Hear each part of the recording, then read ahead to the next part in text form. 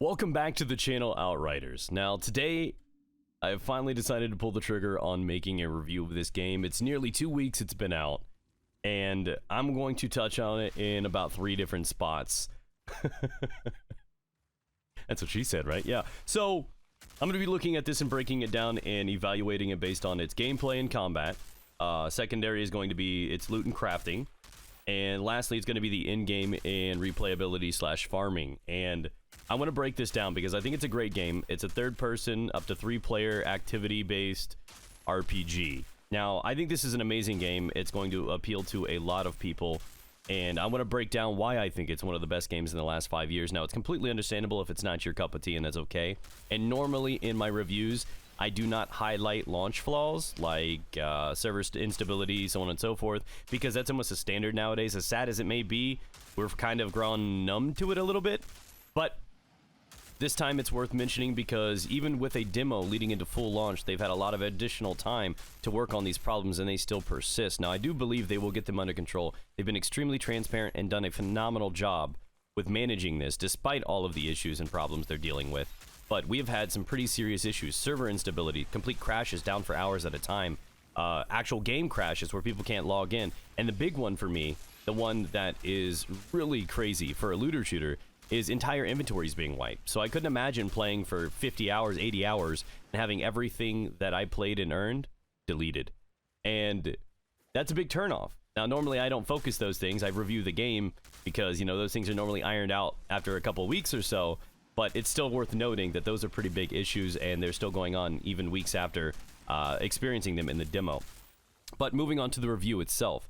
Now, to start with number 1, the gameplay in this game. The combat is fluid, it's fun, and I'm absolutely in love with it. And even with the most simple builds right now, because everybody's running these linear builds, these same cookie-cutter builds, because anomaly rounds in this game are very dominant. So you're seeing a lot of shooting and less ability spam. And that's okay.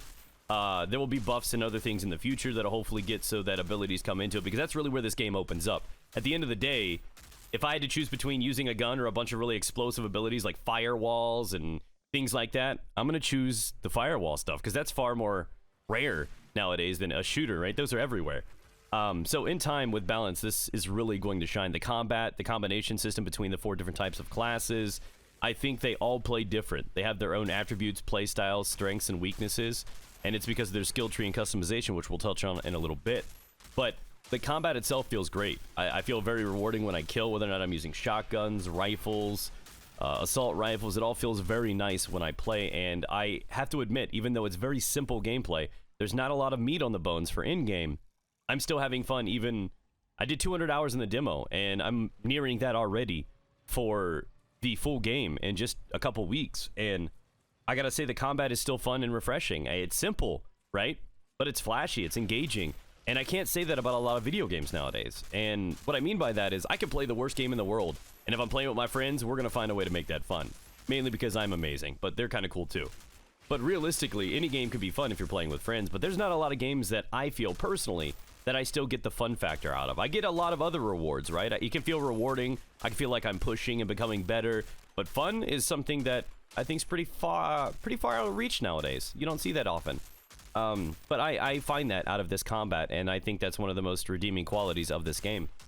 And I love it. So a bunch of different ways to play, a bunch of different abilities, a bunch of different ways to build, and it does very, very great at this system.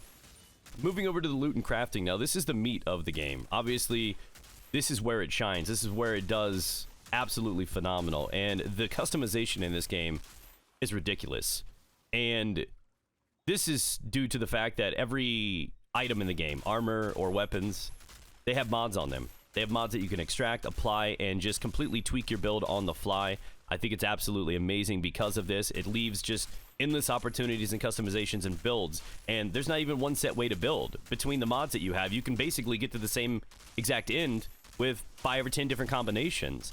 And I think this is healthy because I come from a background where I play Destiny and other games like that, and it's very easy for the community to find cheeses or to find the ultimate build or crazy ideas like within the first day. Like, we Easter egg hunt, we solve things. Gamers really make devs work for it. We find a lot of ways around things and find the best stuff pretty quick, generally. Every day when I live stream, I'm getting somebody come in the chat. Yo, did you check this guy's Devastator build out?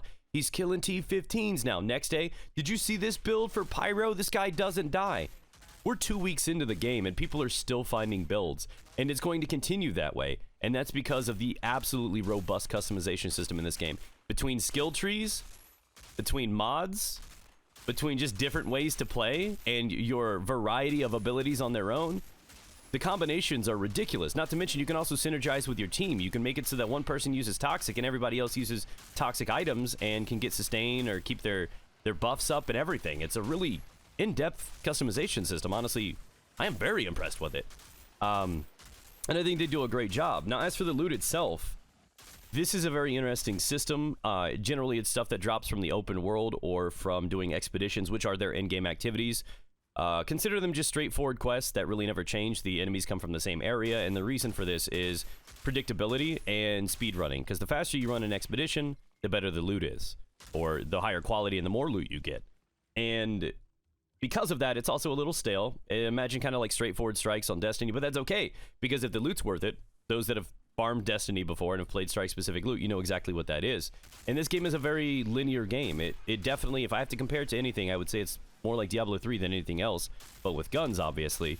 And, you know, the storyline, it's linear. I'm not going to talk on the story too much because I don't like spoilers, and honestly, that's just a handful of hours compared to what in-game honestly is, and I think it's insignificant, ultimately, whether or not it's good or bad.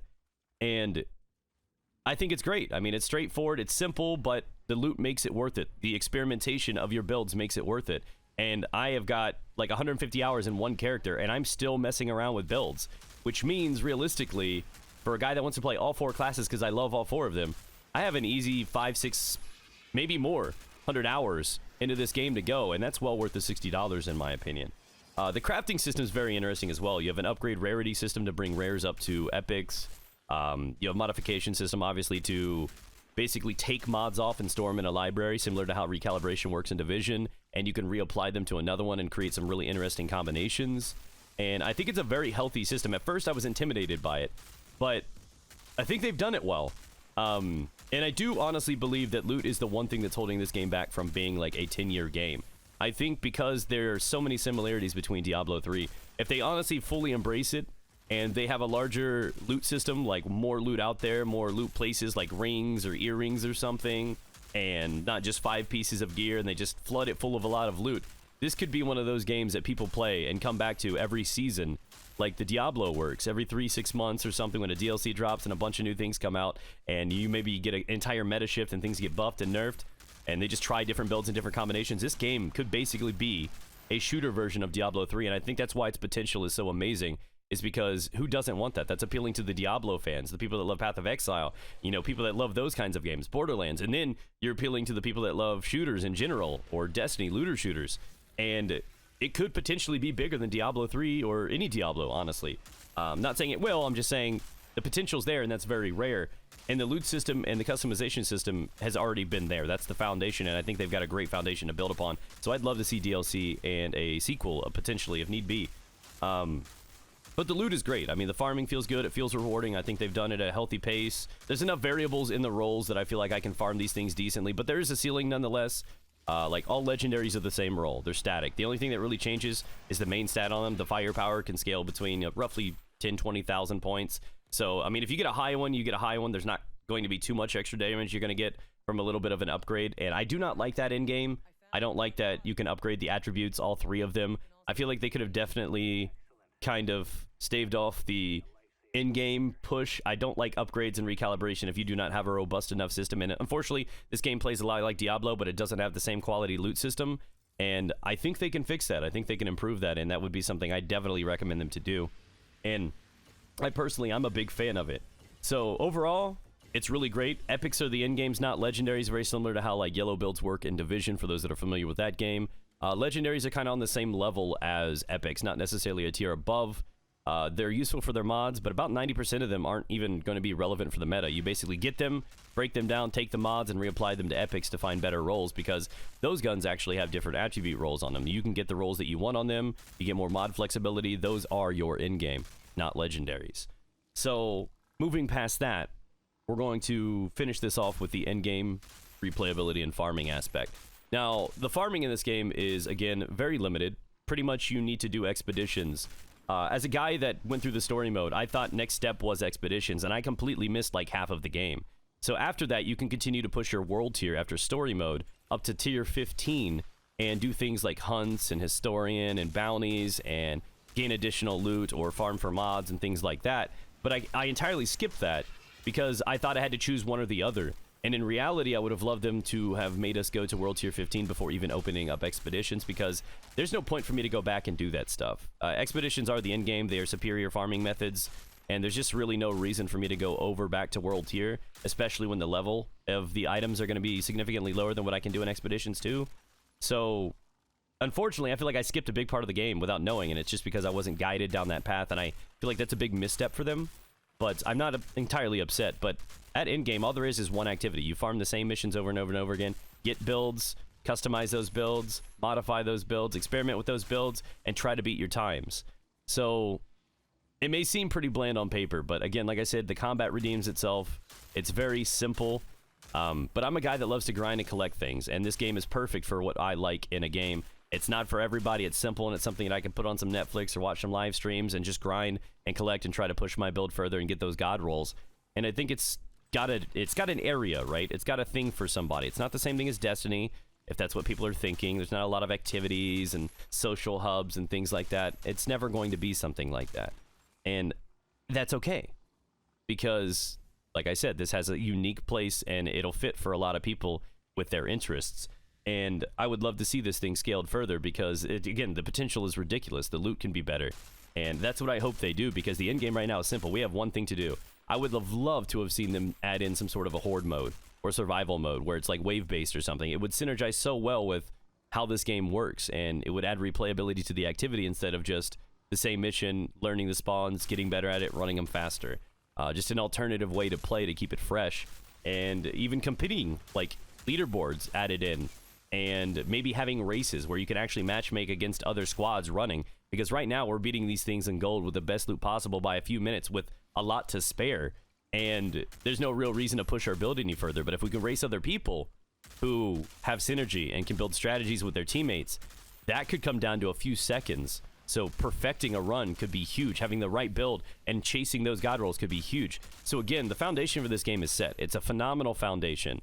And a lot of games like Diablo, you know, Anthem, Warframe, they all started with absolutely phenomenal foundations. Though they were a little dry, they were bare bones, but some of them turned into be absolutely amazing games. Sorry, Anthem. And at the end of the day, this game has that kind of potential. It could reach a level that even Diablo couldn't hit. And I think because of that, I hope the devs stick with it and reach that potential. But my overall review of this game, I give it a solid 8.5. It fits my interests. The combat is honestly fun, which is something that's very hard for me to find nowadays. The customization is honestly on another level, and I love it. It's probably the best part of the game. And again, I love hunting down loot, min-maxing, and playing with my friends when, of course, the bugs don't exist. But that is what it is. That is my review of the game. I would recommend it to my friends. I would say do more research, look into more reviews, or swing by a live stream sometime and ask any questions you would like to. It's linked down in the description below. But thank you again, friends, for clicking on this video. Hopefully this has helped you in some way to understand my feelings and about what the game delivers, instead of actual, like, this game is a game that does this. I like to talk about how I feel, and I hope you guys enjoyed today's video. So thanks again for the support. I'll catch you with another video soon.